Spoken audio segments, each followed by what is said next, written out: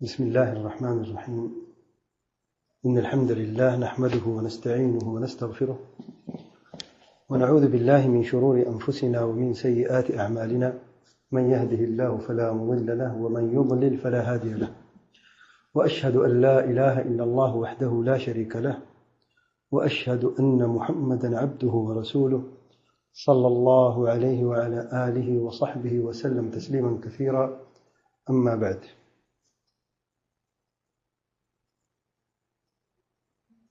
توحید حاکمیت، الحکم بغیر ما انزل اللہ، طاغوت اور حکمران کی فرما برداری کے موضوع پر بات ہو رہی تھی، اور بعض اعتراضات، بعض غلط فہمیاں بعض ساتھیوں کی موصول ہوئی ہیں، ان کا جواب دیتے ہیں قرآن اور سنت اور سلف صالحین کے مفہوم کی روشنی سے۔ اس سے پہلے کہ میں یہ غلط فہمیاں بیان کروں، مقدمے کے طور پر میں مناسب سمجھتا ہوں کہ میں دو باتوں کی وضاحت کر دوں، کیونکہ جب بھی حکمران کا مسئلہ آتا ہے، ظالم اور فاسق اور فاجر حکمران کا، تو کفر کا فتویٰ بھی ساتھ لگا ہوتا ہے۔ اکثر حالات میں کفر کا فتویٰ ظالم اور فاسق اور فاجر حکمرانوں کے لیے مشہور ہو چکا ہے۔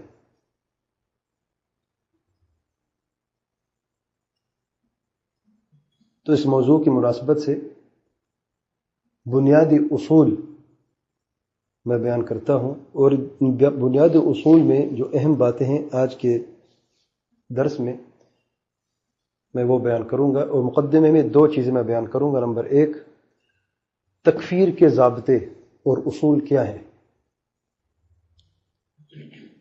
اور نمبر دو، وہ کون سا گروہ ہے جو اس مسئلے میں حد کو یعنی غلو کیا اور حد سے گزر گیا، اور امت میں فتنہ اور انتشار اس گروہ کی وجہ سے پیدا ہوا، اور آج کے دور میں بھی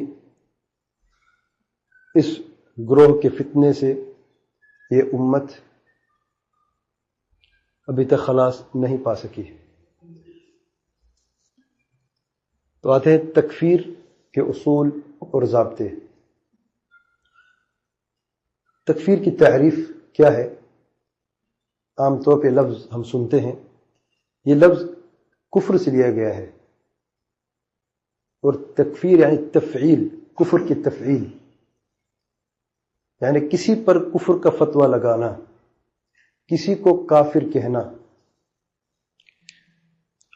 اور جس کو کافر کہہ رہے ہیں یہ دو قسم کے لوگ ہوتے ہیں۔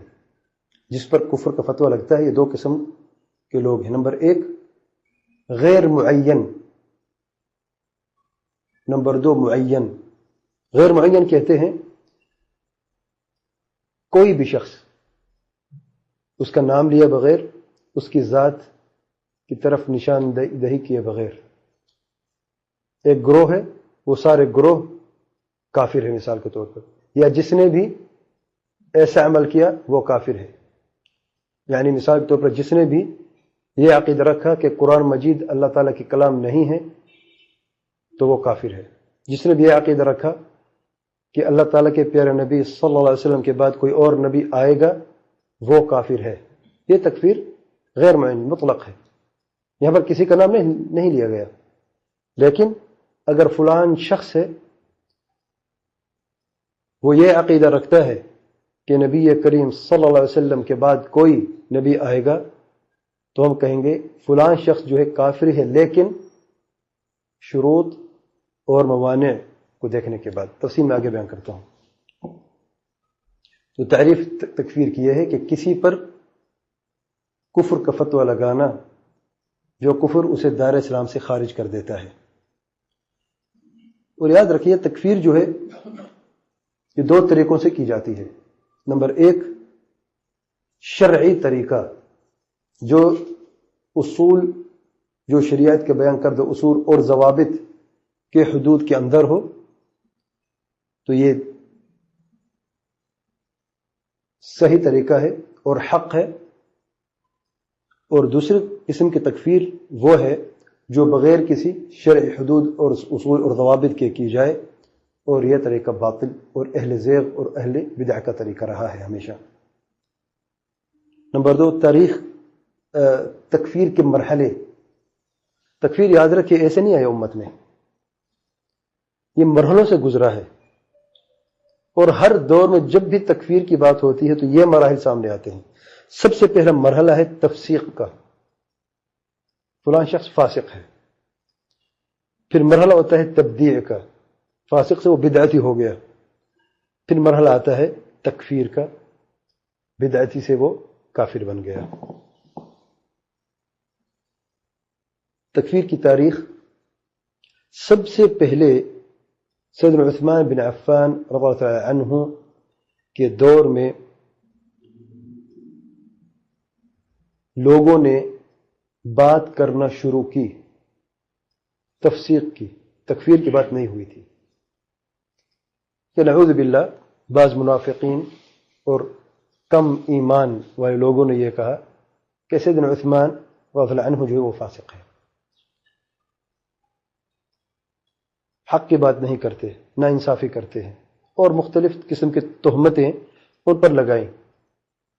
بعض اچھے لوگ بھی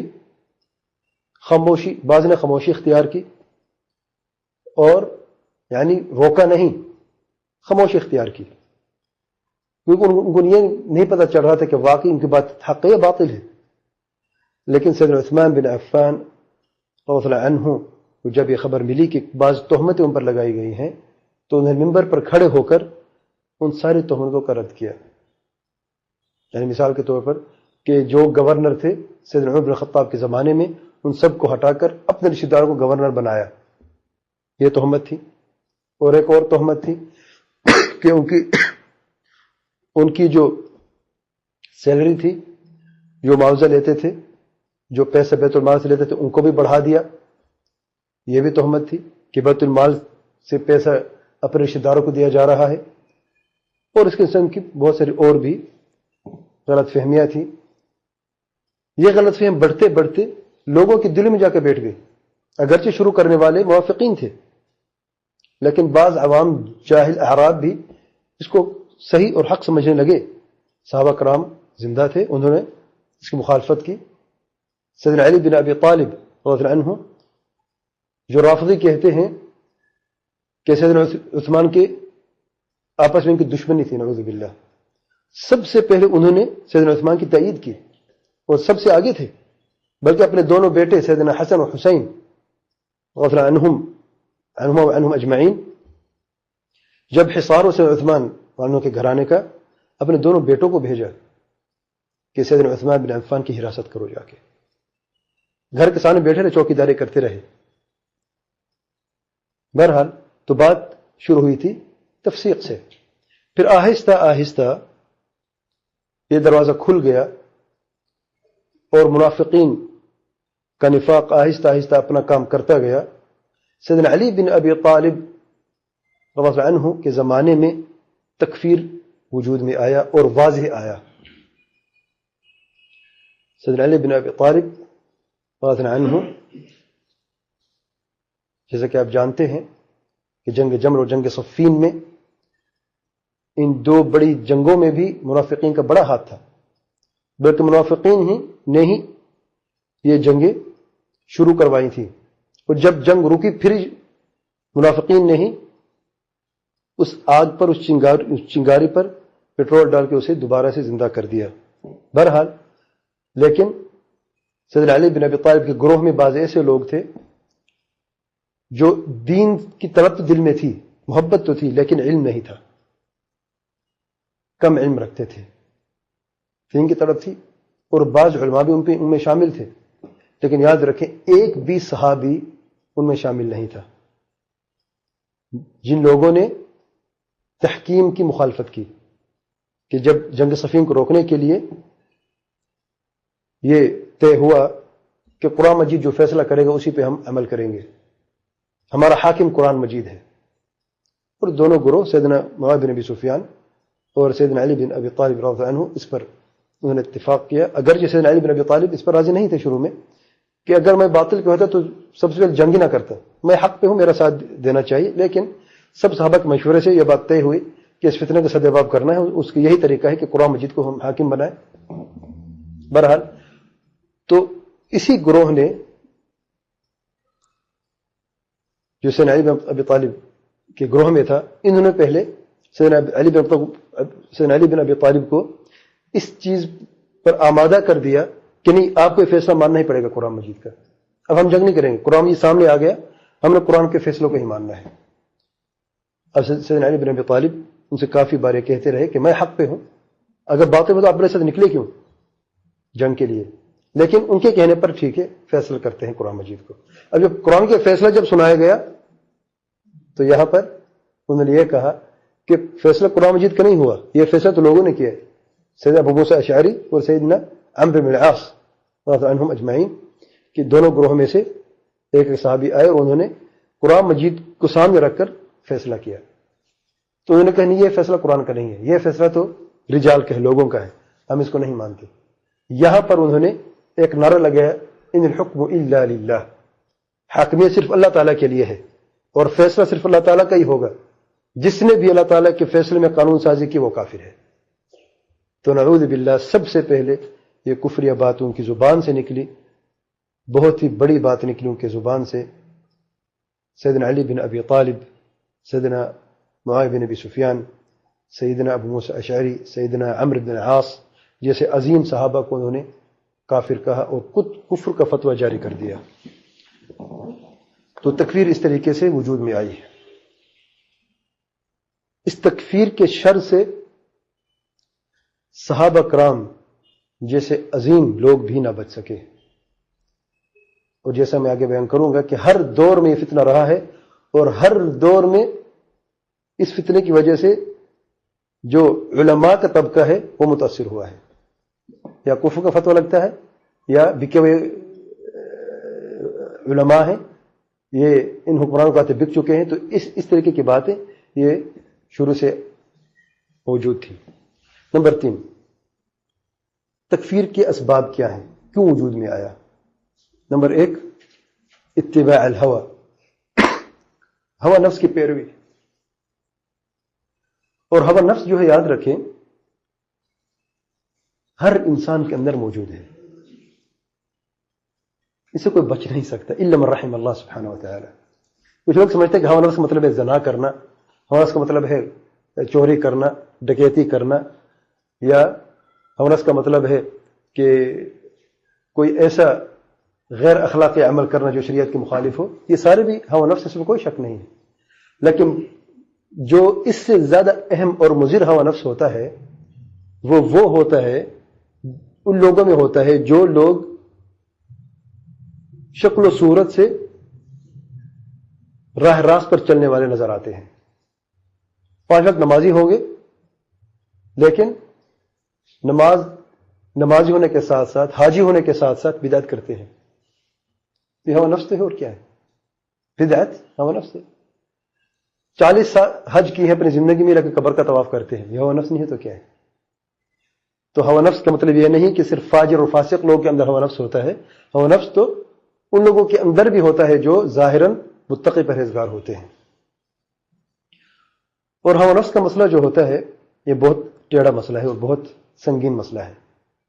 لوگ سمجھتے ہیں ہم حق پر ہیں، اگرچہ وہ باطل پر چل رہے ہیں، لیکن وہ یہ سمجھتے ہیں کہ ہم حق پہ ہیں. اور جو ان کو اس طرف آگاہ کرتا ہے کہ تم باطل پہ ہو، وہ اگرچہ حق پہ ہو تو اس کو باطل پہ سمجھتے ہیں. وہ بہت بڑی مصیبت ہے. یعنی زانی تو جانتا میں زانی ہوں، وہ جانتا میں غلطی پہ ہوں، تو وہ توبہ کر سکتا ہے کبھی.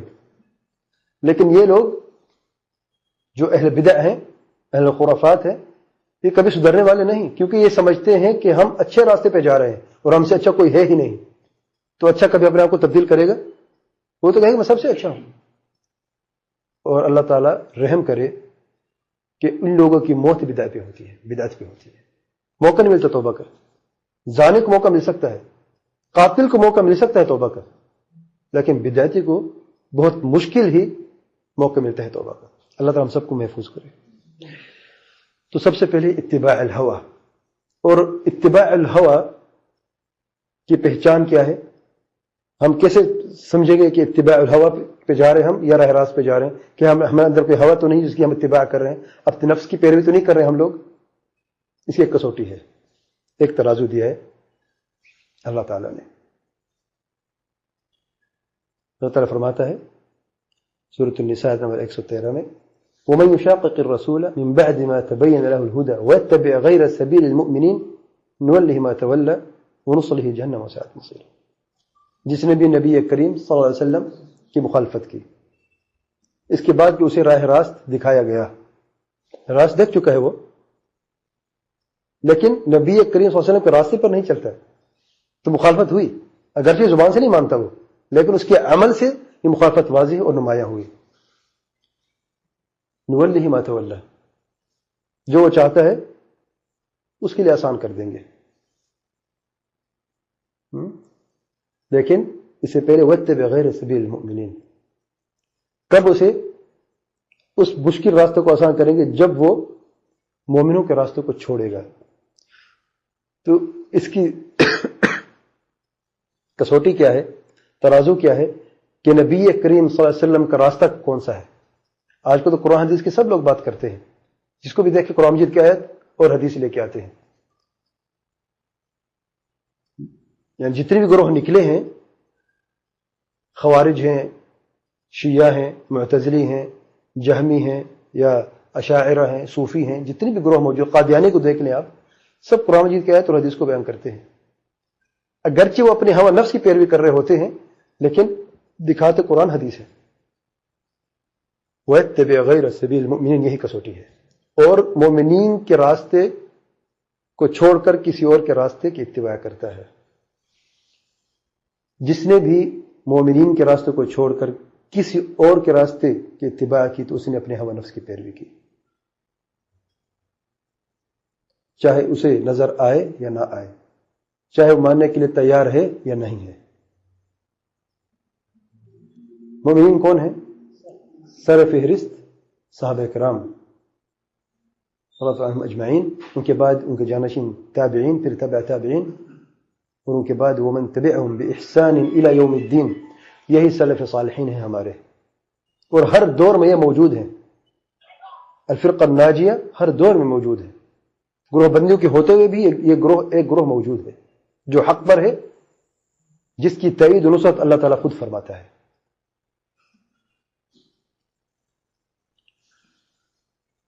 نمبر 2, دوسری وجہ, دوسرا سبب تکفیر کا, الجہل, جہالت, کم علمی. بعض لوگ سمجھتے ہیں کہ 2-4 کتابیں پڑھ لینے سے ہم عالم بن گئے, یا لوگ ہماری بات سے متاثر ہوتے ہیں, سنتے ہیں, اس لیے ہم عالم بن گئے, اور فتویٰ لگانا شروع کر دیتے ہیں. اور فتوے لگاتے ہیں شریعت کے مشکل ترین مسائل میں. سب سے مشکل اور سنگین مسائل جو ہیں وہ کفر کے مسئلے ہیں. شریعت میں کفر کے مسئلے ہیں. کیوں؟ کیونکہ اس میں مرتد کی سزا کیا ہے؟ موت ہے, قتل. تو اس میں زندگی اور موت کا سوال ہوتا ہے. تو جہالت کی بنیاد پر وہ لوگوں پر فتوے لگاتے ہیں کفر کے. اور آپ دیکھیں ہر دور میں, اس زمانے میں بھی, صحابہ کرام کے زمانے میں بھی, ان کے جو سب سے آگے تھے کوئی بھی عالم نہیں تھا ان کے آگے. بعد میں ان سے متاثر ہو کہ بعض تابعین, تبع تابعین میں سے علماء بعض لوگ آئے, جیسے عبدالرحمن بن ملجم. آپ جانتے ہیں کہ عالم تھا یہ شخص, قراء میں سے تھا. جانتے کون ہے عبدالرحمن بن ملجم؟ جس نے سیدنا علی کا قتل کیا, انہیں شہید کیا. اس شخص کو سیدنا عمر بن الخطاب رضی اللہ عنہ نے مصر کی طرف بھیجے لوگوں کی لوگوں کو تعلیم دینے کے لیے. اور آپ جانتے ہیں کہ سیدنا عمر بن الخطاب رضی اللہ عنہ کا انتخاب عام نہیں ہوتا، لیکن جب یہ شخص مصر میں گیا اور اہل الاہواء وہاں پہ موجود تھے، آہستہ آہستہ انہوں نے بدعت کو خوبصورت بنا کے دکھایا تو پاؤں پھسلا. اور پاؤں پھسلتے ہیں، بڑے بڑے لوگوں کو پاؤں پھسلے ہیں، اور ایسے دلدل میں غرق ہوا کہ اس شخص نے سیدنا علی بن ابی طالب کو قتل کیا. بہرحال تو اکثر لوگ ان کے جو سردار تھے سب جاہل تھے، اگرچہ بعض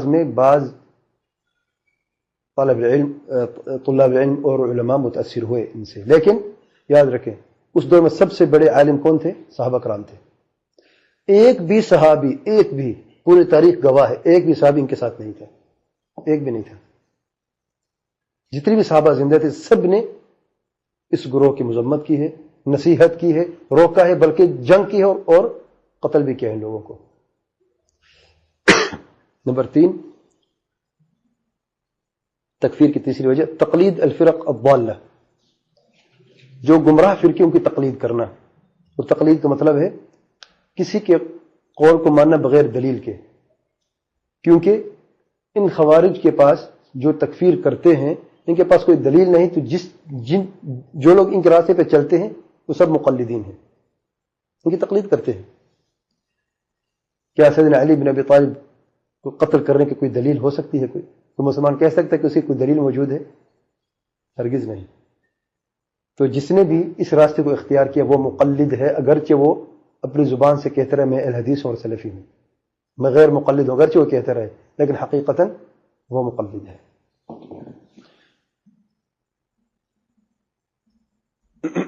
تو یہ سب سے بڑے، میں مختصراً بیان کر رہا ہوں، 3 وجوہات تھیں، اور بھی وجوہات ہیں.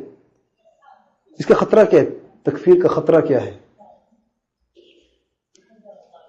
نبی کریم صلی اللہ علیہ وسلم نے فرمایا اگر کوئی شخص کسی مسلمان بھائی کو کافر کہہ دے، ان دونوں میں سے ایک کافر ضرور ہے. تو اس سے بڑا خطرہ کیا ہو سکتا ہے کہ کوئی شخص اپنے کفر کا سامان اپنی گردن میں باندھے؟ اس سے بڑی کیا بدبختی ہو سکتی ہے؟ اس سے بڑا کوئی خطرہ ہے؟ تو اس لیے اس معاملے میں احتیاط کرنا بہت ضروری ہے. یہ نہ ہو کہ کوئی شخص خیر کا کام کرنا چاہے اور شر کے راستے پر چل کر خیر کے کام کو کرنا چاہے، تو یاد رکھیں شر کے راستے پر خیر کبھی نہیں ملتا، شر کے راستے پر صرف شر ہی مل سکتا ہے. اور کفر سب سے بڑا شر ہے. تو سب سے پہلا خطرہ ہے کہ جو شخص کفر کا فتویٰ لگا رہا ہے وہ خود کافر نہ بن جائے.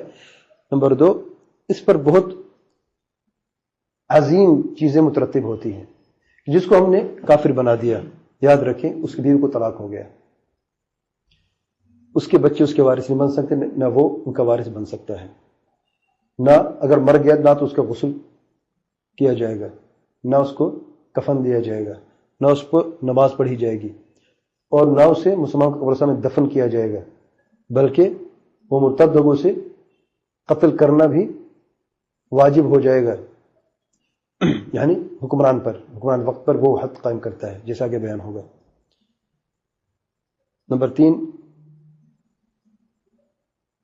بد امنی اور بد سکونی پھیل جائے گی.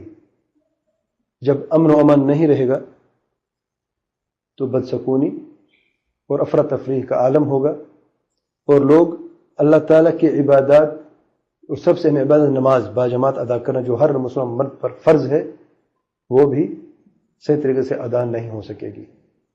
اور واقع اس کی گواہی دیتا ہے جن ملکوں میں یہ فتنہ ہوا ہے، آپ دیکھیں کہ لوگ مسیح کی طرف جاتے ہوئے بھی ڈرتے ہیں.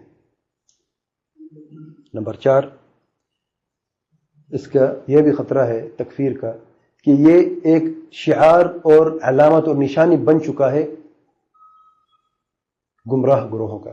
تکفیر جو نشانی بن چکی ہے، گمراہ گروہ خوارج جیسے وہ معتزلہ ہیں، ان کی ایک نشانی بن چکی ہے کہ یہ گروہ جو ہے یہ تکفیر کرتے ہیں. ان کی مخالفت کرنا ہمارا فرض ہے. جتنے بھی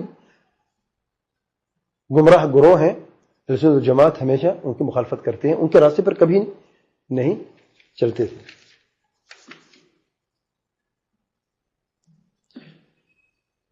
تکفیر کی شرطیں. نمبر 1،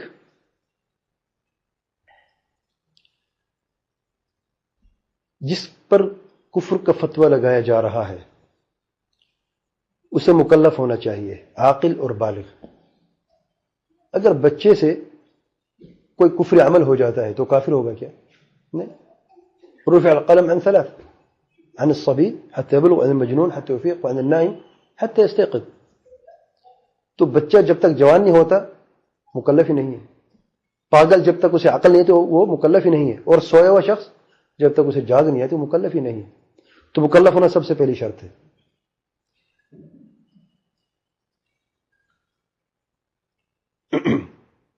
نمبر 2،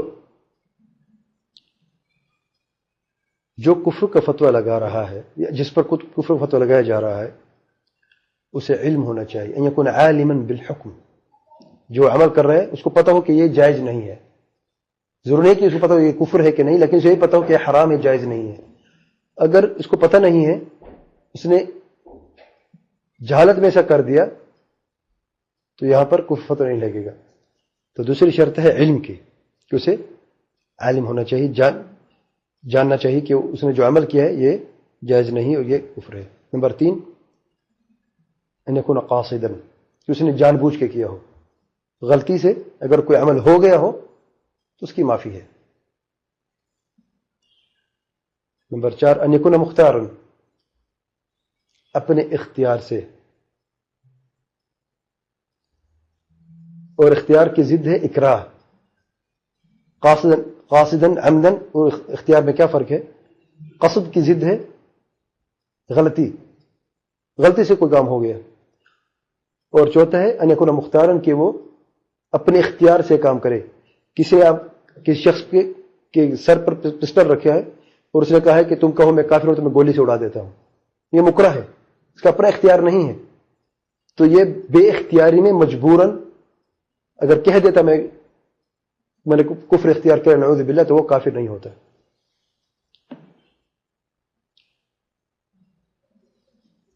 نمبر 5، جو عمل اس سے صادر ہوا ہے اس کے کفر ہونے کی دلیل ہونی چاہیے، کیونکہ ہر عمل محرم کفر نہیں ہوتا. جو عمل اس نے کیا ہے اس کی دلیل ہونی چاہیے کہ اس نے جو کیا ہے وہ کفر ہے، قرآن مجید سے یا صحیح حدیث سے، یا کم سے کم اجماع صحابہ سے کیوں نہ ہو. یعنی اگر اجماع امت کا ہے کسی ایسے مسئلے میں جس کے ہونے سے اگر کفر ہوتا ہے، اس میں امت کا اجماع ہے، تب بھی یہ دلیل بن جاتی ہے. اس کے علاوہ اپنی مرضی سے کسی پر یہ فتویٰ نہیں لگایا جا سکتا. نمبر 6، یہ حکم جو ہم نے دیا ہے کفر کا، جو فتویٰ لگایا ہے ان شرطوں کے بعد، یہ صرف اسی شخص پہ ہوگا جو متعین ہے. یہ نہیں کہ جس نے ایسا عمل کیا وہ بھی کافر ہے، نہیں. اس لیے نعرہ سنتے ہیں کہ ایک پورے گروہ کو کافر کہا جاتا ہے، یہ بات درست نہیں ہے. وہ کہتے نہیں اگر یہ کافر ہے تو دوسرا کافر کیوں نہیں جو اس جیسا ہے. ہم کہتے کیونکہ موانع ہو سکتے ہیں. اور موانع کیا ہیں؟ نمبر 1 کہ غیر مکلف ہو، بچہ ہو یا پاگل ہو یا نشے کی حالت میں ہو، عقل اس کی ہے نہیں، تو کفر یا اس سے قول یا عمل صادر ہو گیا تو وہ کافر نہیں ہوتا. نمبر 2 الجہل، جہالت بھی مانع ہے تکفیر کی. یعنی اگر کوئی شخص مکلف تو ہے لیکن جاہل ہے، جہالت سے اس نے کوئی کفر عمل کیا ہے تو وہ کافر نہیں ہوتا جہالت کی وجہ سے. نمبر 3 الاکراہ، مکرہ شخص بھی، مجبور شخص بھی، اگر کوئی ایسا عمل اسے کرایا جائے یا کوئی ایسا قول اسے کلوایا جائے جو کفر ہو تو وہ کافر نہیں ہوتا. نمبر 4 تأویل، اگر اس کے پاس کوئی تأویل ہے کہ اس نے جو عمل کیا ہے یا جو کہا ہے قرآن اور حدیث میں اس کی کوئی دلیل نہیں کفر کی، تو ایسا شخص بھی کافر نہیں ہے، بشرطے کہ تأویل صحیح ہو، شریعت کے قواعد کے مطابق ہو. اپنی ہوا نفس اور اپنے عقل کی تأویل نہیں چلتی، یاد رکھیں. کیونکہ ایسے گروہ بھی ہیں جو قرآن کی آیات کو تأویل، یعنی ایک آیت لفظ کا 2 معانی ہیں ایک معنی قریب ایک معنی دور ہے، دور کو لیتے قریب کو چھوڑ دیتے، یہ تعویل ہوتا ہے.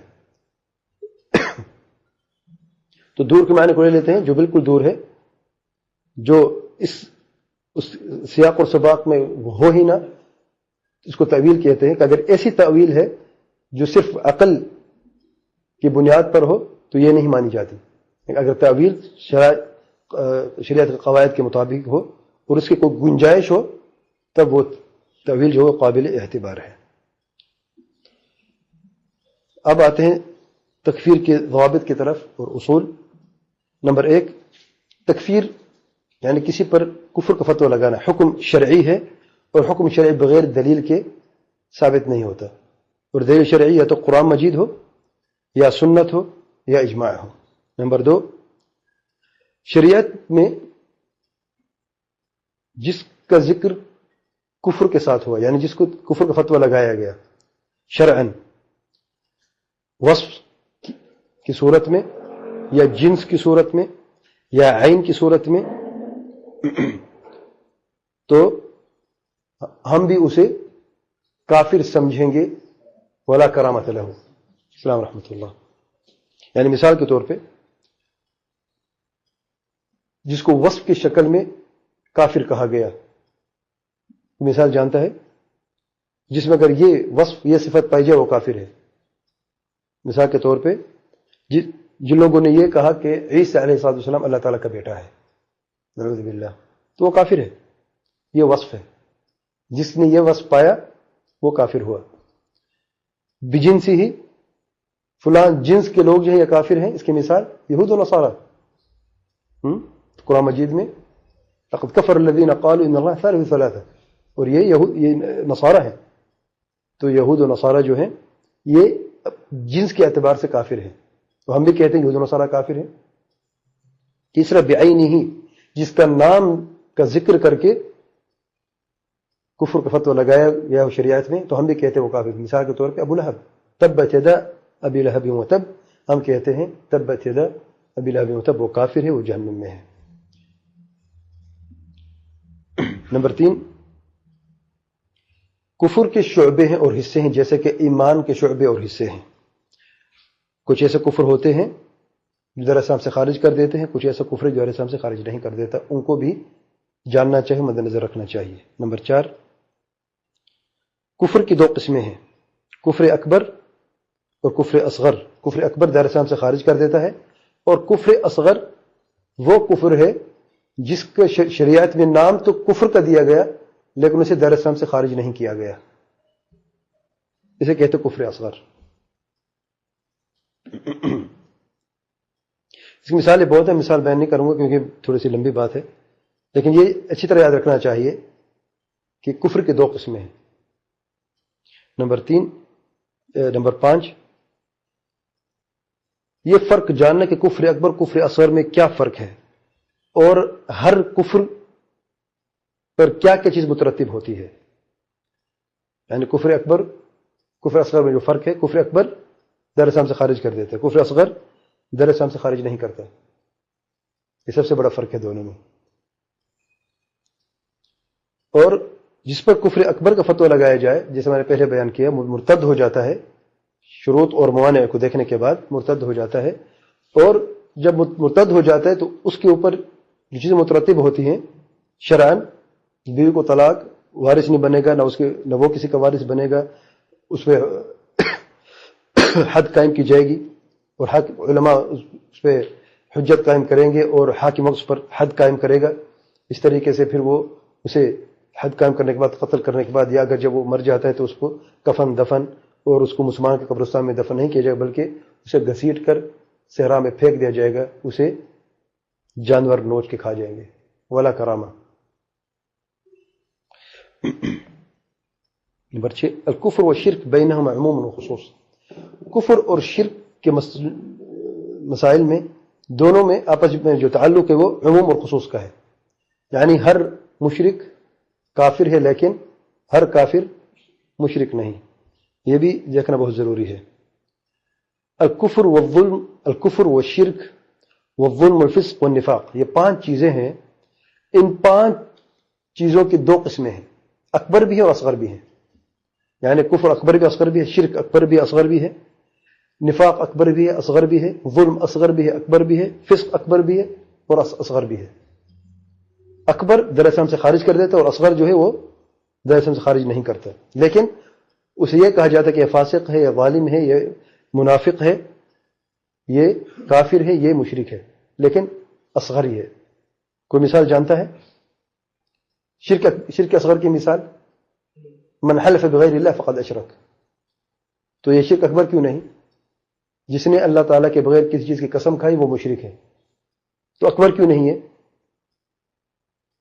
کیونکہ سیدنا عمر بن الخطاب رضی اللہ عنہ ایک مرتبہ اپنے باپ کی قسم کھائی، نبی رحمت صلی اللہ علیہ وسلم نے ان کو سنا اور منع کیا کہ قسم کھائیں تو اللہ تعالیٰ کی قسم کھائی جائے ورنہ خاموشی اختیار کی جائے۔ تو نبی رحمت صلی اللہ علیہ وسلم نے یہ حکم نہیں دیا اے عمر جا کے دوبارہ کلمہ پڑھو، تم مشرک ہو گئے ہو۔ اس کے سے یہ واضح ہوا کہ شرک اصغر تھا، اکبر نہیں تھا۔ تو غیروں کی قسم کھانا شرک اصغر ہے۔ کفر اصغر کی مثال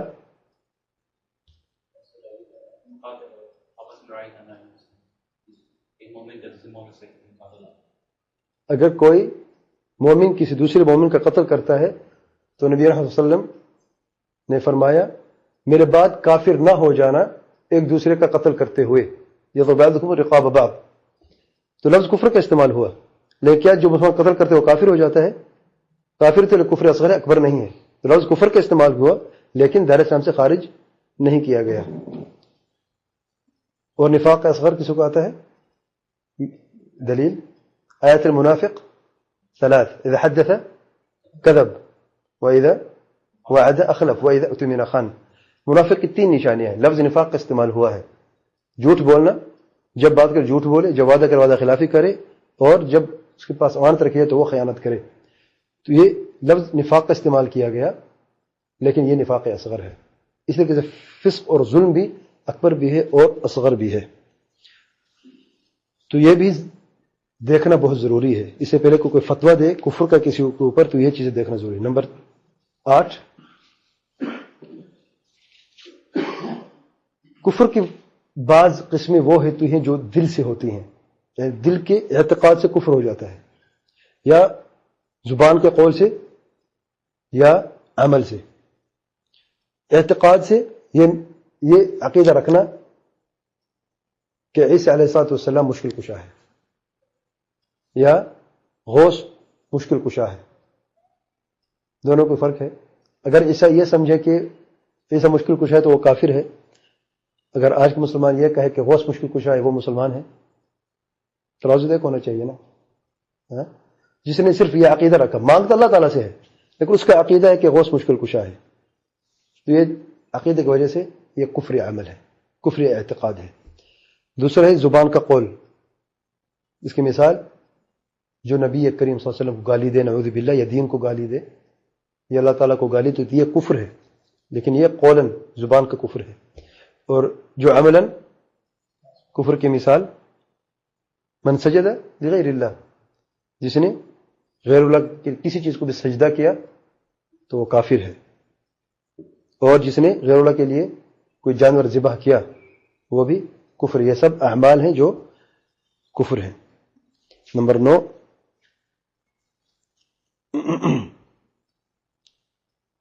شیخ ابن تیمیہ رحمۃ اللہ علیہ نے ایک ضابطہ بیان کیا کفر اصغر و اکبر کا۔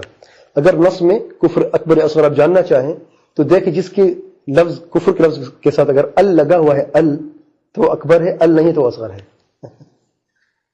یہ ان کا نصوص کو دیکھ کے تتبع کر کے انہوں نے یہ قاعدہ دیکھا۔ اس کی مثال دیکھیں، اللہ تعالیٰ فرماتے ہیں وَمَن يَتَبَدَّلِ الْكُفْرَ بِالْإِيمَانِ، وَمَن يَتَبَدَّلِ الْكُفْرَ بِالْإِيمَانِ، یعنی کفر الف لام کے ساتھ آئے تو کفر اکبر ہے یہ۔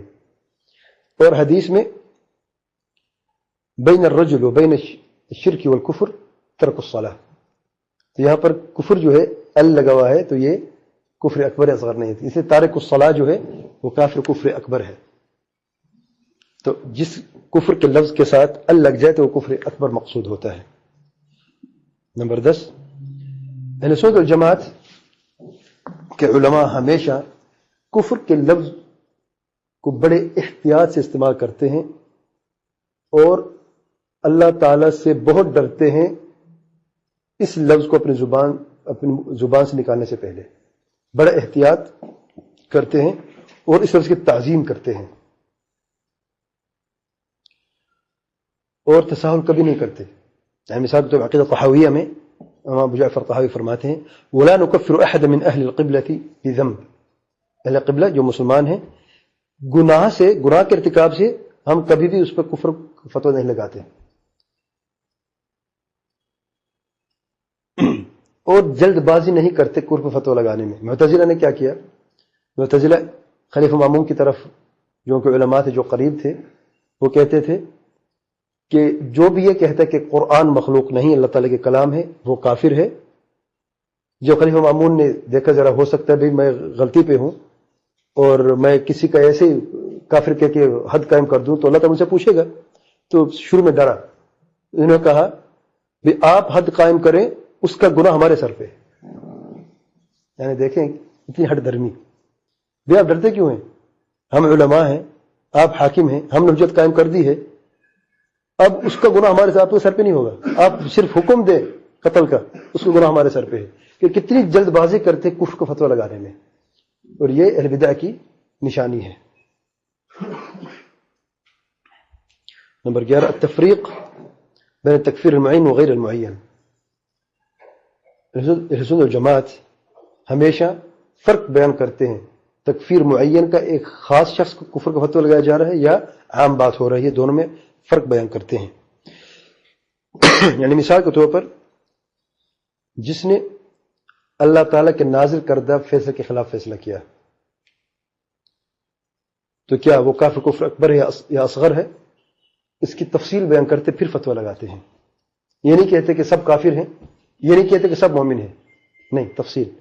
کچھ صورتیں ہیں جو جیسے میں نے پہلے بیان کی کفر اکبر کی ہیں کچھ صورتیں کفر اصغر کی ہیں. نمبر 12 کفر کا فتویٰ کیسے لگایا جاتا ہے؟ کسی معین پر کفر کا فتویٰ کیسے لگایا جاتا ہے؟ نمبر 1 سب سے پہلے یہ تعین کیا جائے جو عمل یا قول یا اعتقاد اسے صادر ہوا ہے وہ کفر ہے. نمبر 2 اس کی دلیل ہونی چاہیے قرآن مجید سے یا صحیح حدیث سے یا اجماع سے. نمبر 3 شروط اور موانع کو ہونا چاہیے. شرط ہونے چاہیے موانع جو ہے جو رکاوٹیں ہیں وہ دور ہونی چاہیے جیسے میں نے ابھی بیان کیا. نمبر 4 حد قائم کرنا حجت قائم کرنا. حجت قائم ہو جائے یعنی ہو سکتا ہے کہ اس کو غلط فہمی ہو تعویل ہو سکتا ہے وہ شرابی ہو اس نے نشے کی حالت میں ہو تو 3 مختلف اوقات میں مراحل میں اسے بلایا جاتا ہے. علماء اس سے بحث مباحثہ کرتے ہیں اور اسے سمجھاتے ہیں. اگر وہ اپنے اس قول سے رجوع کر لیتا ہے تو الحمدللہ اگر نہیں رجوع کرتا تو فتویٰ دیتا ہے عالم اور حد قائم کرتا ہے حاکم.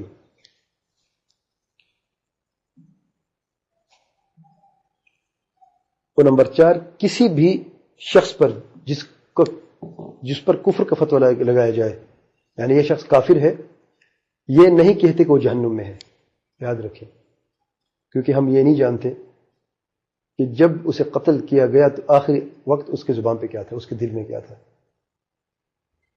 آخرت میں کہاں ہے اللہ تعالیٰ جانتا ہے.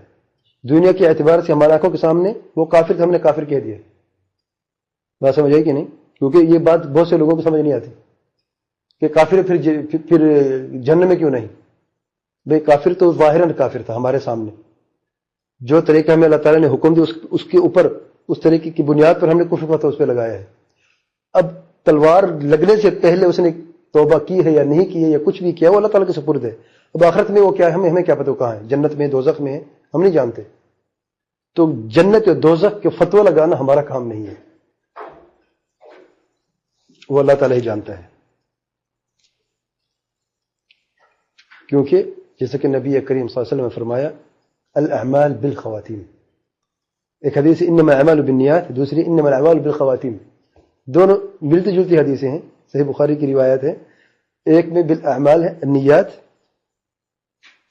عمل کو دار و مدار نیتوں پر ہے. دوسرے ہے عمل کو دار و مدار خواتین پہ ہے خاتمہ کی چیز پہ انسان کا ہوتا ہے. نمبر 13 اہل سنت والجماعت ہمیشہ کفر کے معاملے میں، تکفیر کے معاملے صرف 2 گروہوں کو اجازت دیتے ہیں کفر کو فتویٰ لگانے سے، تیسرا نہیں ان کے نزدیک۔ نمبر 1 القضاء الشرعیین، جو قاضی ہوتے ہیں عدالت میں، تو وہ ہی کفر کا فتویٰ لگا سکتے ہیں، ان کے سوا کوئی بھی نہیں لگا سکتا۔ نمبر 1 تو قاضی ہے، وہ اہل علم میں سے ہے۔ دوسرے علماء الراسخین فی العلم، جو قاضی نہیں، عالم ہے لیکن قاضی تو نہیں ہے۔ کیا ہر عالم قاضی ہوتا ہے؟ کیا نہیں۔ تو پہلے قاضی جو عدالت میں ہوتے ہیں وہ کفر کا فتویٰ لگا سکتے ہیں، بشرطے کہ قضاء شرعیین، یہ نہیں کہ ڈگری امریکہ انگلینڈ سے آئی ہے اور وہ کفر فتویٰ لگاتے ہیں، ان کو پتہ بھی نہیں کہ شریعت کے کیا احکام ہیں۔ ان کو یہ تو پتہ ہے کہ دفعہ 302 کیا ہوتی ہے، دفعہ 320 کیا ہوتی ہے، لیکن یہ نہیں پتہ کہ اللہ تعالیٰ کا فرمان اور پیارے نبی صلی اللہ علیہ وسلم کا فرمان اس مسئلے میں کیا ہے۔ تو جو قاضی شرعی ہوتا ہے وہ فتویٰ لگاتے ہیں۔ نمبر 2 علماء امت، وہ فتویٰ لگاتے ہیں۔ عام لوگ کیوں نہیں لگا سکتے؟ طالب علم کیوں نہیں لگا سکتا؟ کیونکہ وہ ابھی جاہل ہے، یا اتنا علم اس کے پاس نہیں ہے کہ وہ نصوص کو بہترین طریقے سے سمجھ کر کسی فیصلے کی طرف آ کر کوئی فیصلہ کرے۔ تو حکم صادر کرنا آسان بات نہیں ہے، اور خاص طور پر کفر کے معاملے میں کہ انسان کی زندگی موت کا سوال ہوتا ہے، یا طالب علم ضعیف ہوتا ہے اپنی سمجھ میں، عالم کا درجہ نہیں حاصل کر سکتا۔ عالم تو زندگی پوری گزاری ہوتی ہے، کٹھن مراحل سے گزر کے وہ عالم بنا ہے۔ اب یہ طالب علم اس کا ابتدائی دور ہے، یا اگر طالب علم کا متوسط یا آخری دور بھی ہے، پھر بھی وہ عالم کی جگہ نہیں رکھتا۔ تو عالم کا ہی کام ہے کہ وہ فتویٰ لگائے، اس کے علاوہ دوسرے کسی کے لیے جائز نہیں۔ اور تیسری وجہ یہ ہے کہ عالم جو ہے وہ حجت قائم کر سکتا ہے، لیکن طالب علم حجت قائم کر سکتا ہے کیا؟ ایک بات ابھی یاد آتی ہے، دوسری بھول جاتی ہے۔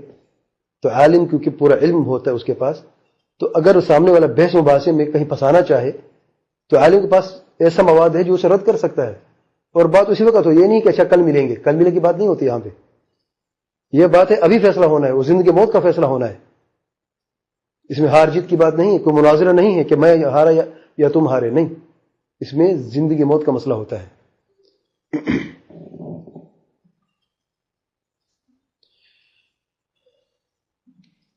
اور ایک قاعدہ بھی ہے کہ لازم القول لا يلزم منه انه لازم للقصد، عجیب سی بات ہے، اور یہ قاعدہ علماء کو آتے ہیں، طالب علم کو نہیں پتہ ہوتا اس چیز کا۔ یعنی کوئی شخص اگر زبان سے قول نکالتا ہے تو اس کے اس قول سے لازم نہیں کہ اس کا مقصد یہی تھا۔ کیا لازم ہے؟ کیا نہیں۔ تو لازم کب پتہ چلے گا اس کا مقصد یہی تھا کہ نہیں؟ مباحثے سے اور سوال جواب سے پھر پتہ چلے کہ واقعی اس کا مقصد یہ تھا کہ نہیں تھا۔ نمبر 14 جی، اس کی مثال تو یہ ہے کہ کوئی بھی شخص، کوئی بتائے گا؟ آپ کچھ کہہ رہے تھے؟ لازم کی جو پڑھ چکے ہیں کہ قرآن قول پڑھتا ہے تو شاید وجوہات سے کیا ہے، یا اس کو پر سختی کی گئی، یا کوئی اپنا خطرات دیکھ رہا ہے تو اس کی جو قول نکالا یا کس کا حکم ثابت کیا شریعت کے خلاف بھی ہے، مگر ضروری نہیں ہے کہ وہ اس کا لازم ہو جائے کہ وہ جزاک اللہ خیر۔ یاد ہے آپ کو؟ یاد آ گیا کہ نہیں؟ آپ شاید نہیں تھے۔ بہرحال بسا اوقات ایسے ہوتا ہے کہ ایک شخص جانتا ہے کہ یہ کام غلط ہے، میں نہ کروں، لیکن اپنے ارد گرد کا ماحول اسے مجبور کر دیتا ہے کہ زبان سے وہ کہہ دیتا ہے۔ ایک حاکم ہے، مجھے مثال دی تھی کہ وہ فیصلہ کرتا اللہ تعالیٰ کے قانون کے خلاف، فیصلہ کر دیا اس نے، اس کو ڈر ہے اپنی کرسی کا، تو اس کا مقصد یہ نہیں تھا کہ میں اللہ تعالیٰ کے فیصلے کو تبدیل کروں، یعنی میرا فیصلہ بہتر اللہ تعالیٰ کے فیصلے سے۔ اس نے حرام عمل تو کیا، لیکن کیا اس نے کفر کیا؟ نہیں۔ تو اس کا قول یا اس کا فعل جو اس نے کیا ہے، اس کے مقصد اس سے لازم نہیں آتا۔ تو یہ کیسے پتہ چلے گا؟ اس سے سوال کرنے سے، بحث مباحثے سے پتہ چلے گا، بات سامنے آئے گی۔ نمبر 14 نواقض الاسلام اور مسئلہ العذر بالجہل، یعنی جہالت کی وجہ سے کیا کسی پر کفر کا فتویٰ لگایا جا سکتا ہے یا نہیں، اور جہالت کتنے قسم کی ہوتی ہے؟ یاد رکھیں، 2 چیزیں، جہل اور ایک تأویل۔ جہالت اور تعویل جو میں پہلے بیان کے رکاوٹیں ہیں، کفر فتویٰ نہیں لگا سکتے ہم. لیکن کیا مطلق ہے کہ ہر جہالت اور ہر تعویل ہم کہیں کہ کفر فتویٰ نہیں لگا سکتے ہم؟ نہیں، اس کی تفصیل سمجھے ذرا. اگر ایسا مسئلہ ہے جس میں جہالت کا عذر اور تعویل کا عذر قابل قبول نہیں، تو وہ قابل اعتبار نہیں، معتبر نہیں ہے. یعنی ایک شخص ہے، شہر میں رہتا ہے اور علماء موجود ہیں، اور علماء کے موجودگی میں بھی اسے پتہ ہے، اس نے سنا ہے کہ قرآن مجید اللہ تعالیٰ کی کلام ہے، اور وہ کہتا ہے کہ قرآن مجید اللہ تعالیٰ کا کلام نہیں ہے. یا دوسری مثال، نعوذ باللہ، وہ نبی کو گالی دیتا ہے، یا وہ یہ سمجھتا ہے کہ نبی صلی اللہ علیہ وسلم کے کوئی اور نبی آئے گا. بازر آسان کر دوں میں، تو اس کی یہ عقیدہ ہے کہ نبی کریم صلی اللہ علیہ وسلم کے بعد کوئی نبی اور آئے گا، اور رہتا شہر میں ہے. صبح شام سپیکر پہ جمعے کے خطبوں میں لوگ علماء فرماتے ہیں کہ نبی صلی اللہ علیہ وسلم آخری نبی ہیں، کوئی نبی نہیں آئے گا، اور اگر کوئی اعتقاد رکھتا ہے تو وہ کافر ہے. اب ایسے شخص کہہ سکتا ہے کہ میں جاہل ہوں، مجھے پتہ نہیں، اس کا عذر نہیں چلے گا جہالت کا. نہیں، ہم کہیں گے نہیں، یہ بات ماننے والے نہیں ہے. لیکن ایک شخص پہاڑوں میں رہتا ہے، جنگل میں رہتا ہے، جہاں پر کوئی بھی نظام نہیں ہے کہ اسے کوئی خبر مل سکے باہر سے، اور نہ ہی وہاں پر کوئی عالم موجود ہے، اور اس کو پتہ ہی نہیں کہ نماز کیا ہو، اس نے کبھی نماز بھی نہیں پڑھی، تو کیا ایسا شخص کافر ہے؟ یہاں پر عذر بالجہل موجود ہے. جاہل، اس کو پتہ ہی نہیں ہے، اس کو کوئی کہیں سے خبر ملی بھی نہیں. اور یہ وہ ہوتے ہیں جو اصحاب الفترہ میں ان کا شمار ہوتا ہے.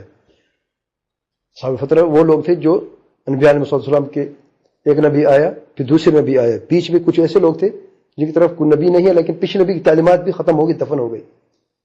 تو جو ایسے لوگ تھے ان کا کیا ہوگا قیامت کے دن، کیسے حساب ہوگا؟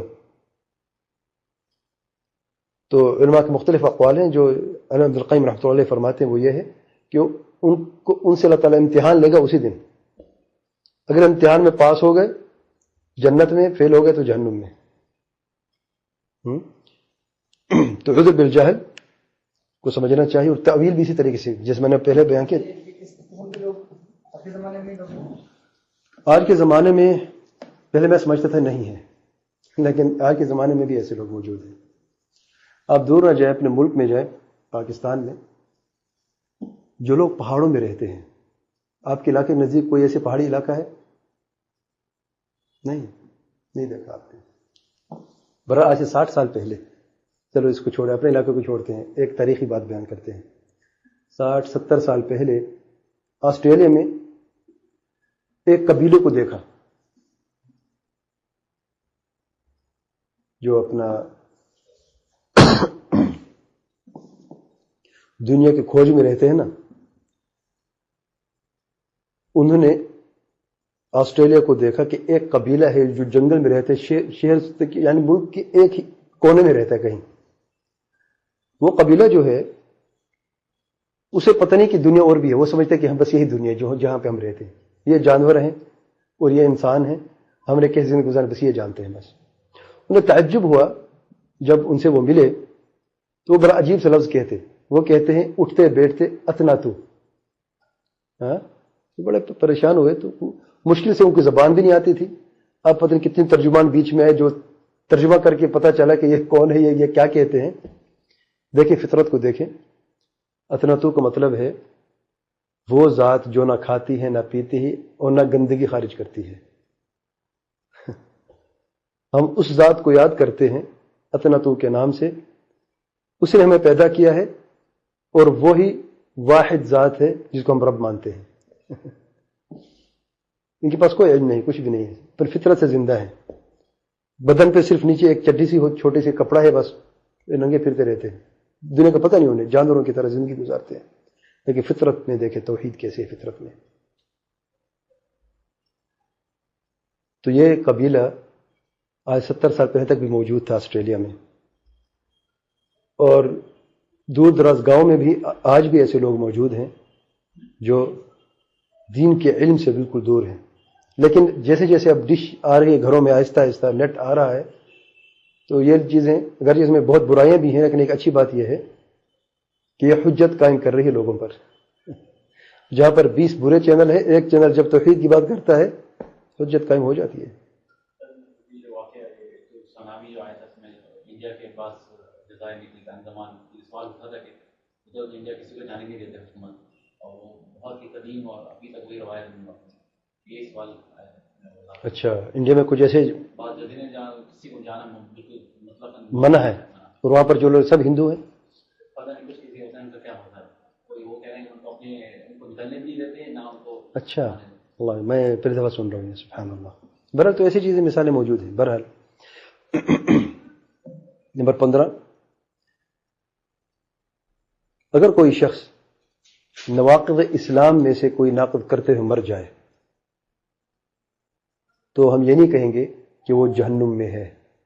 کفر پر تو مرا ہے، لیکن جہنم کی اور جنت کی جو خبر ہے وہ اللہ تعالیٰ کے علم میں ہے، وہ کہاں ہے ہم یہ نہیں کہیں گے.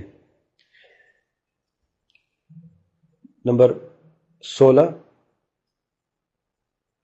لوگوں کے ساتھ جو تعامل ہوتا ہے، تعلق ہوتا ہے، وہ ظاہر پہ ہوتا ہے. یاد رکھیں، باطن کو کھوجنا اور کھولنا ہمارا کام نہیں ہے. اگر کوئی شخص ظاہراً استقامت پہ ہے، اچھا عمل کرتا ہے اور اس سے کفر صادر نہیں ہوا تو ہم کہیں گے یہ مومن ہے. اگر اس سے کوئی کفر یا قول یا عمل یا کوئی اعتقاد صادر ہو گیا تب ہم اس کے ساتھ اس کفر کے تعلق سے، اس کفر کی بنیاد پر اس کے ساتھ اس کا فتویٰ لگائیں گے کہ وہ کافر کفر اکبر ہے یا اصغر ہے، جیسا کہ نبی کریم صلی اللہ علیہ وسلم منافقین کے ساتھ برتاؤ کرتے تھے. کیا کرتے تھے منافقین؟ تو فی الدرک الاسفل من النار، اللہ تعالیٰ کا فرمان ہے. لیکن کیا ظاہر کو کافر کہا گیا؟ نہیں، پیچھے نماز بھی پڑھتے تھے، لیکن وہ جانتے تھے کہ یہ منافق ہے، یہ درک الاسفل من النار ہے، یہ کافر سے ابو جہل کے بھی نیچے ہوگا قیامت کے دن. لیکن اسے ظاہراً کفر کا فتویٰ اس پر نہیں لگایا گیا. تو ہمارا کام ہے ہم ظاہر کو دیکھیں، باطن کے معاملے جو ہیں وہ اللہ تعالیٰ کے سپرد ہیں، اللہ ہے کہ جب تک اس کے باطن اس کے منہ پہ نہیں آتے. نمبر 17، حد شرعی، اگر کسی پر کفر کا فتویٰ لگ بھی جائے اور حجت قائم ہو بھی جائے تو حد جو ہے، قتل جو ہے، وہ صرف حاکم وقت کے حکم سے ہوگا. حد عوام الناس یا علماء بھی حد نہیں قائم کرتے.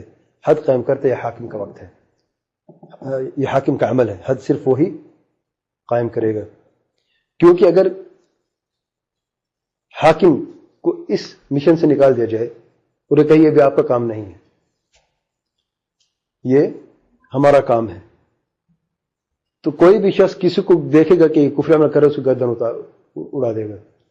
قتل وغیرہ شروع ہوگی کہ نہیں، فتنہ ہوگا کہ نہیں، فساد ہوگا کہ نہیں. تو شریعت نے اس کے سدباب کیا ہے. اپنے آنکھوں سے دیکھتے ہو کہ فلاں نے کفر کیا ہے، آپ کا کام اسے قتل کرنا، آپ کا کام ہے اس کی رپورٹ کرنا، گواہی دینا کہ میں گواہ اس نے ایسا عمل کیا ہے. اتنا تک آپ کا کام ہے، قتل کرنا آپ کا کام نہیں ہے. جس نے یہ کیا اس نے گناہ کا ارتکاب کیا، یاد رکھیں، کیونکہ اس نے وہ عمل کیا جو اس کے ذمہ نہیں تھا. تو نمبر 18 آخر میں، سعودی عرب میں حد کیسے قائم کی جاتی ہے، فتویٰ کیسے صادر کیا جاتا ہے. کچھ لوگ کہتے ہیں کہ یہاں کا جو طریقہ ہے وہ شرعی طریقہ نہیں ہے. یہ بھی میں وضاحت کر دوں، اور یہ اپنے جو قضاء ہیں، جو میرے استاد ہیں، میں نے ان سے سنا ہے اور میں نے اس کو نوٹ کر لیا ہے، جو خود مطلب قاضی بھی رہے ہیں. سب سے پہلے حجت قائم کرتے ہیں، اور 3 علماء محکمہ کبریٰ میں اس طریقے سے پھر وہ فتویٰ دیتے ہیں. حجت قائم کرنے کے بعد اس فتوے سے، یعنی فتویٰ کافی نہیں، آگے یہ فتویٰ جاتا ہے لجنت تمیز کی طرف. لجنت تمیز میں 5 قاضی ہوتے ہیں، یعنی پہلے 3، اب لجنت تمیز جو ہے وہ 5 قاضی ہیں، وہ دیکھتے ہیں. پھر مزید اس فیصلے کو دیکھا جاتا ہے مجلس القضاء الاعلی، وہ دیکھتا ہے، اور وہاں پر 6 قاضی ہوتے ہیں، وہ پوری اسٹڈی کرتے ہیں، دوبارہ اچھی طرح ایک ایک چیز کو دیکھتے ہیں. اگر 3 اور 5 8 اور 6 14 قاضیوں نے متفقہ فیصلہ دیا کہ یہ واقعی کافر ہے، اس پر حد قائم کی جاتی ہے، اگر نہیں تو نہیں. دیکھیں علماء ہیں، سارے سب قواہ ہیں، ایسے درجے پر فائز ہیں. اور یہ کوئی ہمارے وہ جیسے ہمارے ملک میں وہ نہیں جو جیسے وکیل ہوتے اور اپنے اپنے کام کر دیتے، نہیں. قرآن اور سنت، اللہ تعالیٰ کا ڈر کہ دل میں ہوتا ہے، اور اگر کوئی انکار بھی کرے کہ یہ غلط ہے تو اس کو جواب، وہ جو اس نے جواب شریعت سے دینا ہے، قرآن حدیث ہے، اس نے ثابت کرنا ہے، علماء کے اقوال سے ثابت کرنا ہے. اچھا کیوں آپ نے کہا کہ یہ تیرا نے کہہ دیا کہ فیصلہ صحیح ہے، آپ نے کیوں کہا غلط ہے؟ اب اسے 13 کو جواب دینا اس شخص نے. اگر اس کی بات درست ہے تو اس کی مانی جائے گی، 13 خاموشی اختیار کریں گے، نہیں تو اس کو ماننا پڑے گا جو 14 کا حکم تھا. بہرحال تو اس طریقے سے اگر کوئی بھی شبہ ان 14 میں سے اگر کوئی شبہ ہو، اب یقینی بات ہو رہی تھی، اگر شک ہو جائے کہ اس مسئلے میں شک ہو سکتا ہے کہ واقعی یہ کافر نہ ہو، تو یاد رکھیں کفر فتویٰ منسوخ ہو جاتا ہے. تو اس طریقے سے اس ملک میں یہ حکم صادر ہوتا ہے، تاکہ کوئی یہ نہ سمجھے کہ ایک عالم نے کہہ دیا بس اسی گردن اڑا دی. اس طریقے سے نہیں ہوتا، تو یہ ایک سسٹم کے یاد سے ہوتا ہے. تو یہ تکفیر کے اہم ضوابط اور اصول میں نے بیان کیے ہیں. جو دوسرا مقدمہ ہے، ایک گھنٹہ ہو گیا، چلے زیادہ وقت نہیں، صرف 15 منٹ میں کوشش کروں ختم کرنے کی. جو دوسرا مقدمہ ہے وہ یہ ہے کہ جس گروہ نے اس معاملے میں غلطی کی وہ ہے خوارج کا گروہ. تو خوارج کے چند اصول اور منہج کی اہم قواعد میں بیان کرتا ہوں، صرف گن کے ایسے سناتا ہوں، دیکھتے ہیں. نمبر 1، التکفیر بالمعاصی، کہ کوئی بھی مسلمان اگر گناہ کبیرہ کرتا ہے، معصیت کرتا ہے، اللہ تعالیٰ کی نافرمانی کرتا ہے، تو ان کے نزدیک وہ کافر دار اسلام سے خارج ہے. یہ سب سے بڑی نشانی ہے لوگوں کی، اسے میں نے نمبر 1 اسے بیان کیا ہے. نمبر 2، الخروج على أئمة المسلمين اعتقادا وعملا او احدهما احيانا، مسلمان حکمرانوں کے خلاف نکلنا، یہ ان کی بھی سب سے بڑی نشانی ہے. اور حکمرانوں پر کفر کا فتویٰ لگانا، ایک نکلنا ہے، ایک کفر کا فتویٰ لگانا ہے. نمبر 4، مسلمانوں کے خلاف نکلنا اور ان سے تعلق جو وہ کافروں جیسا رکھنا اور ان سے بری ہو جانا، اور ان کا بار بار امتحان لینا کہ تم مومن ہو یا نہیں ہو. تم مومن نہیں ہو، تم گناہ کرتے ہو، تم کافر ہو، تم اس حکمران کی فرمانبرداری کرتے ہو جو کافر ہے، تم بھی کافر ہو. تو لوگوں کا ایمان کا اور کفر کا امتحان لینا، اور ان کا خون حلال سمجھنا، یعنی قتل کرنا ان کے نزدیک جائز ہے کیونکہ یہ ہے کافر.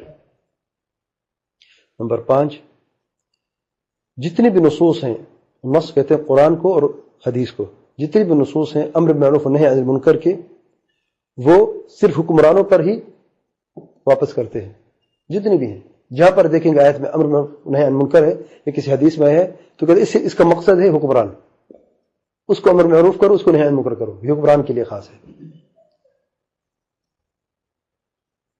نمبر 6، اکثر ان میں قراء اور جاہل ہیں اور اعراب، بدو ہوں گے، جاہل لوگ بہت زیادہ ہوں گے، یعنی علماء کا طبقہ ان سے دور ہمیشہ. ہر دور کی بات ہو رہی ہے، یہ جتنی بھی میں بتا رہا ہوں یہ منہج کے ضوابط اور اصول جو ہیں، ہر دور میں آپ اس کو دیکھیں. یعنی پچھلے دور میں صحابہ کرام کے دور میں کوئی صحابی نہیں تھا، آج کے دور میں کوئی عالم ہے ان کے ساتھ؟ کوئی بھی عالم نہیں ہے. امت کے معتبر علماء سے کوئی نہیں ہے. اگر کوئی ہے، ابو فلان انگلینڈ میں، ام فلان اٹلی میں، فلان پتہ نہیں امریکہ میں بیٹھا ہے، ان میں سے ایک بھی شریعت کا عالم نہیں ہے. کسی نے MBA کیا ہوا ہے، کوئی ڈاکٹر ہے، کوئی ویٹرنری ڈاکٹر ہے، کوئی انجینئر ہے. شریعت کا علم آج کے دور میں جو فتوے لگا رہے ہیں کفر کے، ان میں کسی کے پاس بھی نہیں ہے. تو علماء ان سے دور ہے ہمیشہ، ہر دور میں، آج کے دور میں بھی. اور اس میں نبی رحمت صلی اللہ علیہ وسلم کے ایک حدیث میں سے بخاری کی روایت میں آیا ہے، حدثاء الاسنان سفہاء الاحلام. کم سن ہوں گے، آج دیکھیں جوان طبقہ بہت اس میں ملوث ہے، کم سن، بزرگ لوگ بہت کم ہیں ان کے ساتھ. اور سفہاء الاحلام، کم علم جاہل لوگ اکثر ہوں گے، جلد بازی کرنے والے، جوشیلے. نمبر 7، شکل و صورت سے متقی پرہیزگار، دیندار، نمازی، روزہ رکھنے والے، سجدے کا نشان ان کی پیشانی پر. یعنی یہ نہ سمجھے کہ جس کے سجدے کا نشان پیشانی پر وہ پھر یہ ہو گیا ہو، غلط. یعنی یہ کہنے کا مقصد یہ ہے کہ وہ دین کے قریب ہیں، دین سے دور نہیں ہیں. مقصد یہ ہے کہنے کا. کیونکہ مطلب نے یہ بات کی کہ اس میں مطلب پیشانی پر سجدے کا نشان ہے تو ان کی ہمیشہ نصف ساق تک اوپر ہوتی ہے، اور ان کے چہرے سے نظر آتی جیسے سارا جاگتے رہے ہوں، اللہ تعالیٰ کا ذکر کرتے رہے ہوں، اور سر کو اکثر مڑواتے رہتے ہیں. کہ میں نے یہ کہا تو ایک شخص نے کہا کہ یہ کیا مطلب ہے، پھر جو بھی سر مڑوائے گا وہ خوارج میں سے ہے. میں ایک بات کو لیتے ہیں، باقی 10 باتیں چھوڑ دیتے ہیں. اسے کہتے ہیں ہوا نفس. جو نشانے 10 پہلے بیان کر چکے اس کو کیوں بھول گئے ہو؟ ان کے ساتھ یہ بھی ہو جائے تو ان کو تقویت ملتی ہے. اگر کوئی شخص سر مڑواتا ہے لیکن اس کا یہ عقیدہ نہیں ہے، یہ اس کا طریقہ نہیں ہے، تو وہ نہیں ہے. یہ کس نے کہا کہ وہ نعوذ باللہ خوارج میں سے ہے؟ کیا صحابہ کرام سر نہیں مڑواتے تھے؟ نعوذ باللہ خوارج میں سے تھے کیا؟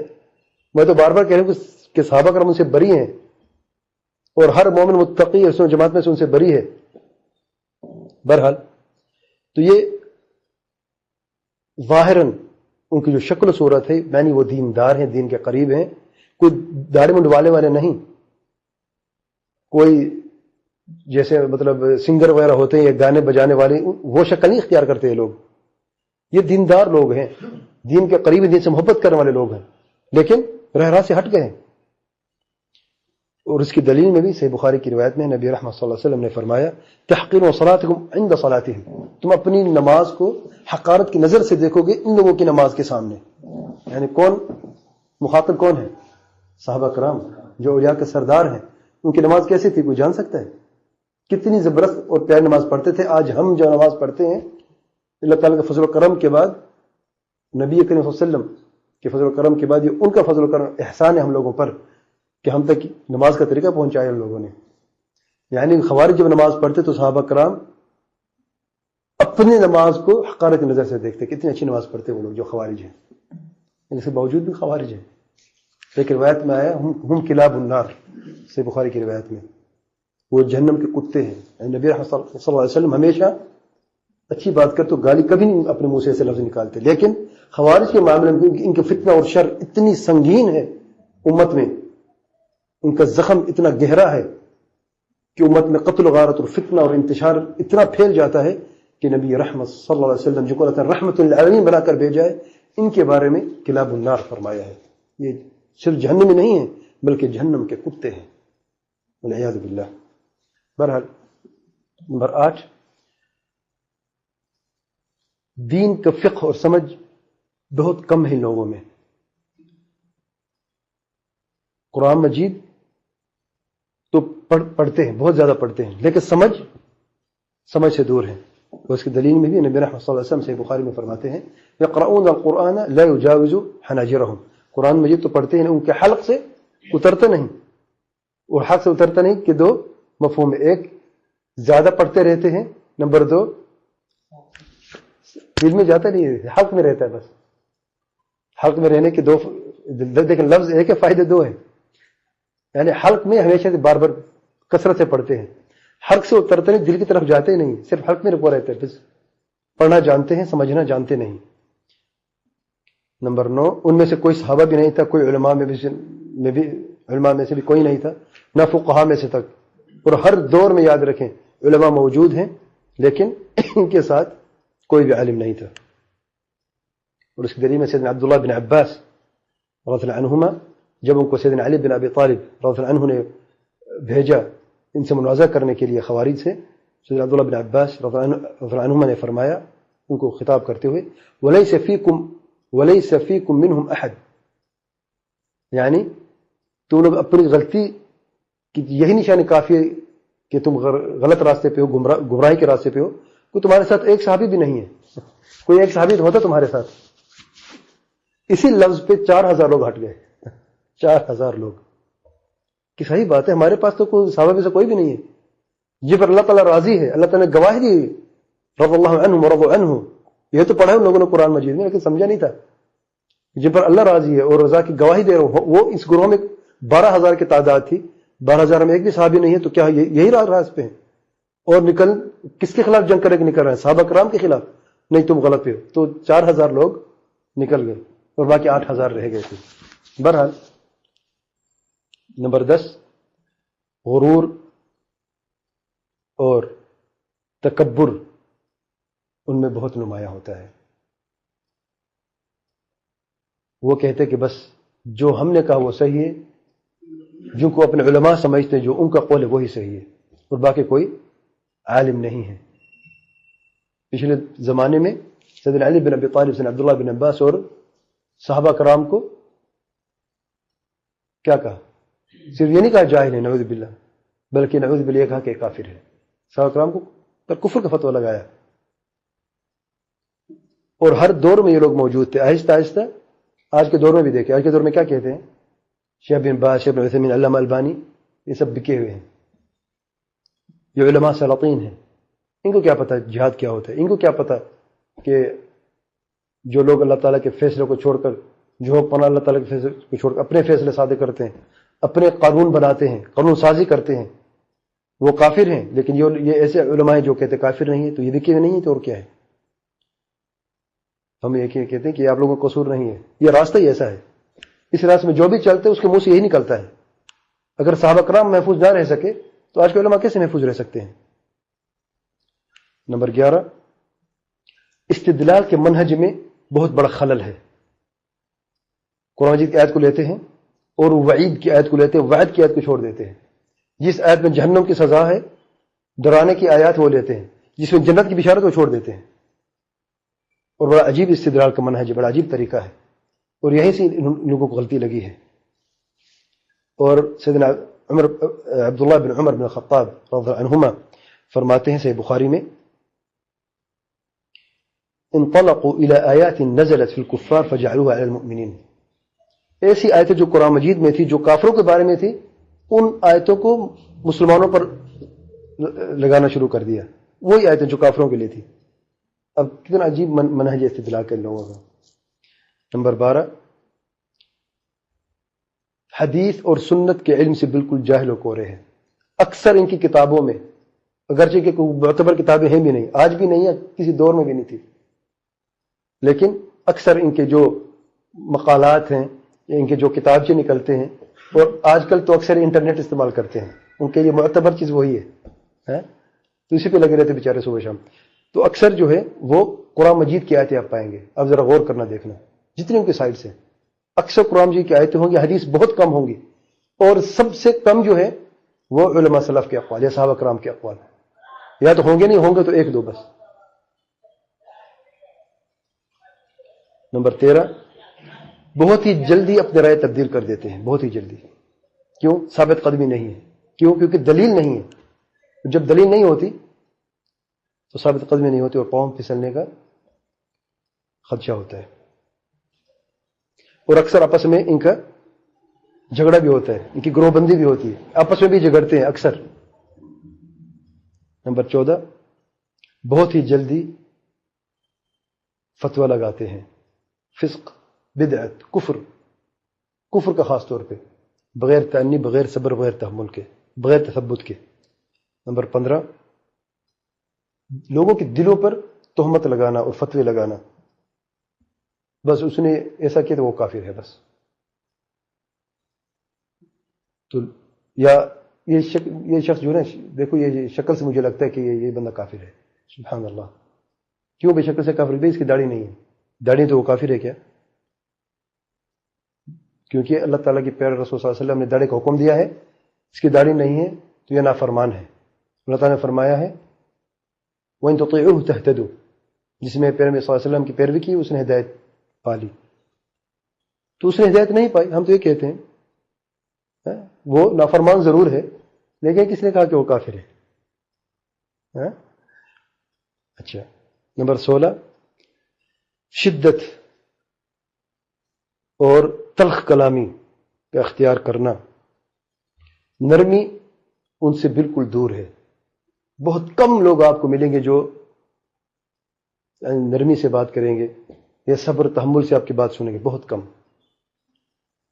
نمبر 17، قصر النظر، معاملات کو بہترین طریقے سے سمجھ کر فیصلہ نہیں کرتے، اور ان کی نظر بہت قاصر ہے، دور تک نہیں سوچتے بھی ہمارے اس کام سے آگے کیا ہوگا.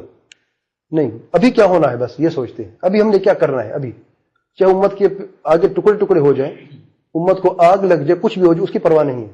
ابھی ہم نے کیا کرنا ہے بس. اور ہمیشہ علماء حق ہمیں یہ سبق دیتے ہیں کہ یہ دیکھیں کہ امت کو ہم کس طرف لے کے جا رہے ہیں. آج بھی ضروری ہے کہ ہم دیکھیں امت میں کیا مسائل ہیں اور ان مسائل کو حل کرتے ہوئے آگے اس امت پہ کیا اثر ہوگا یہ بھی دیکھنا بہت ضروری ہے. یعنی اس کی مثال یہ ہے کہ اگر مریض میرے پاس آتا ہے، اس کو بلڈ پریشر کی تکلیف ہے، میں اسے ایسی دوائی دیتا ہوں بلڈ پریشر تو ٹھیک کر دے گی لیکن اس کے گردے ختم کر دے گی 2-3 سال کے بعد، تو کیا میں نے اس کی واقعی میں اس کا علاج کیا ہے؟ کوئی شخص ماننے کے لیے تیار ہے؟ نہیں. جب ایک شخص کو ڈاکٹر اگر علاج دیتا ہے اس طریقے سے، اگر یہ اس کی مدد کرنا چاہتا ہے، بلڈ پریشر کو ٹھیک ہو گیا، لیکن ایسی دوائی دی جو گردے کے لیے مضر تھی، 2-3 سال بعد گردے ختم ہو گئے اس کے اور پریشر پھر اس کا بڑھ گیا، وہ مر بھی گیا. تو امت کے مسائل جو ہیں وہ بہت دور تک سوچ سمجھ کر حل کیے جاتے ہیں. نمبر 18، اہل اسلام کو قتل کرنا، ان سے دشمنی اختیار کرنا، ان سے نفرت کرنا، ہر دور میں ان کا یہ طریقہ رہا ہے. نمبر 19، اگر سنت یعنی حدیث، کوئی ایسی حدیث آ جائے جو ان کے ان اصول یا بعض اصول کے خلاف ہو تو اس حدیث کو ترک کر دیتے ہیں، نہیں مانتے. نمبر 20، جس مسلمان ملک میں ایسا حکمران ہو جو کافروں سے دوستی رکھتا ہے تو وہ حکمران کافر ہے اور وہ دار الحرب ہے جس میں وہ رہتے ہیں، دار الاسلام نہیں ان کے نزدیک. اور جس نے بھی اس حکمران کو مسلمان کہا یا مسلمان سمجھا وہ بھی کافر ہے. نمبر 21، کوئی بھی ان کی معتبر کتاب آج تک موجود نہیں ہے. ہر گروہ کی آپ کو کتاب ملے گی. شیعوں کی کتابیں موجود ہیں. اصول کافی کس کی کتاب ہے؟ شیعوں کی کتاب ہے. معتزلہ کی کتابیں موجود ہیں. کشاف زمخشری کی تفسیر کی کتاب، اس میں اعتزال موجود ہے، زمخشری معتزلی تھی. اشاعرہ، ماتوریدی، قادیانوں کی کتابیں، ہر گروہ کی کتابیں آپ کو ملیں گی. یہ واحد گروہ جس کی کوئی کتاب آپ کو نہیں ملے گی. ملیں گے تو چھوٹی چھوٹی کتابچے یا کوئی خط ملیں گے، یا آج کل انٹرنیٹ کو وہ استعمال کرتے ہیں. کیوں؟ کیونکہ معتبر عالم ہے ہی نہیں. اور کتابوں کی تالیف علماء کرتے ہیں. کتابوں کی تالیف میں مواد ہوتا ہے، قرآن کی آیات ہوتی ہیں، احادیث ہوتی ہیں، پھر ایک سسٹم میں کام چلتا ہے، ایک نظام ہوتا ہے. یہاں پر کوئی سسٹم ہی نہیں. جو جس کا جب دل چاہے وہ کسی کو کافر کہہ دے اور اپنے گروہ بنا لے اور اپنا کام کرتا رہے. اور نمبر 22 آخر میں، کفر کا فتویٰ لگانے کے بعد قتل کی طرف دوڑ پڑتے ہیں. اور صحیح بخاری کی حدیث بیان کرتے ہیں من بدل دینہ فقتلو، جس نے اپنے دین کو تبدیل کیا اسے قتل کر دو. یہ بھی ان میں بہت نمایاں ہوتا ہے.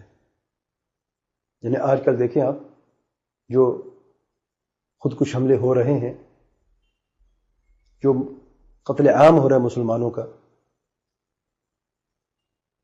کس بنیاد پہ ہو رہا ہے؟ کیا وہ نہیں سمجھتے کہ یہ کلمہ پڑھنے مسلمان ہیں؟ سمجھتے ہیں، لیکن ان کو اس طریقے سے برین واش کیا جاتا ہے کہ یہی مسلمان اپنے مسلمان بھائی کا قتل کر دیتا ہے، یہ عقیدہ رکھتے ہوئے کہ میں جنت میں جا رہا ہوں.